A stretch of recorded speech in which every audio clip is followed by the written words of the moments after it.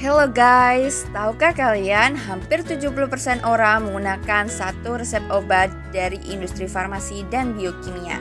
Sehingga tidak mengherankan bahwa sejumlah besar air limbah farmasi diproduksi setiap tahunnya. Tapi, apa yang terjadi dengan limbah ini? Dan apa dampaknya terhadap lingkungan kita? Mari kita ulas bersama. Pada Oktober 2021, terdapat peneliti dari Badan Riset dan Inovasi Nasional atau BRIN menemukan bahwa di Teluk Jakarta terkandung parasetamol dengan konsentrasi tinggi, melebihi batas normal. Dan tidak hanya di Jakarta, limbah farmasi juga ditemukan di tempat lain di Indonesia. Sebuah studi pada tahun 2013 ditemukan 107 senyawa yang disebut sebagai emerging pollutants atau pencemar baru di Segara Anakan Pantai Selatan Jawa. 107 polutan yang paling dominan adalah asam dimekrotik, hemochromon, valeryl salisilat, dan asam talik mono 2 etilheksil ester. Fenomena pencemaran parasetamol maupun senyawa lain ini disebut dengan organik xenobiotik. Xenobiotik adalah bahan kimia yang asing bagi suatu organisme.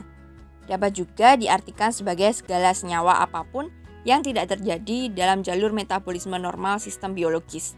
Xenobiotik dapat diklasifikasikan menjadi dua jenis, yaitu bahan kimia anorganik dan organik. Ahli toksikologi memperkirakan bahwa organik xenobiotik bertanggung jawab atas sekitar 80 hingga 90% toksisitas akibat bahan kimia pada populasi manusia. Sekarang, pertanyaannya adalah dari manakah limbah obat-obatan dapat masuk ke sistem perairan kita? Yang pertama, dari limbah rumah tangga yang berupa sisa ekskresi akibat konsumsi masyarakat. Kedua, dari limbah rumah sakit. Ketiga, dari limbah industri farmasi. Dalam sebuah penelitian di kota Baltimore, Amerika Serikat, para peneliti menemukan bahwa kontaminasi obat-obatan di perairan ternyata disebabkan oleh kebocoran pipa-pipa bawah tanah yang membawa air limbah ke instalasi pengolahan. Lalu, dampak pencemaran limbah farmasi pada sistem perairan itu apa saja? Yang pertama, perubahan perkembangan ikan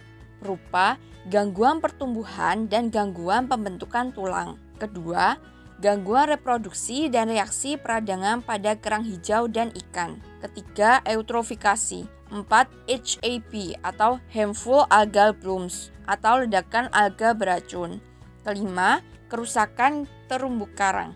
6. Masalah keamanan pangan dan perikanan yang ada di daerah tersebut. Untuk menghindari dampak tersebut, kita bisa melakukan apa ya? Yang pertama, stop, think, reorder. Stop before you request your medicine. Stop sebelum kamu meminta obatmu, yang harus dikonsultasikan terdahulu ke dokter maupun apoteker. Think what medicine you really need. Pikirkanlah obat apa yang benar-benar kamu butuhkan. Reorder only what you need. Kedua, jangan membuang obat-obatan secara sembarangan, apalagi ke sistem perairan. Ketiga, tata kelola air limbah yang baik. Keempat, pemantauan kandungan zat pada air limbah dalam jangka waktu tertentu. Siklus pencemaran air ini akan selalu datang mempengaruhi manusia, seperti lingkaran yang tanpa ujung. Kita adalah bagian dari ekosistem, dan satu-satunya cara untuk menghindari berbagai bahaya akibat pencemaran air adalah dengan melestarikan lautan dan saluran air kita. Kita dan makhluk hidup lain berbagi satu planet, dan sebagai manusia, kita memiliki tanggung jawab untuk melindungi lingkungan kita. Mulailah dari rumah dengan membuat pilihan yang ramah lingkungan. Yuk, dimulai dari sekarang. Terima kasih telah menonton video ini. Jangan lupa like, komen, dan subscribe ya. Sampai jumpa lagi.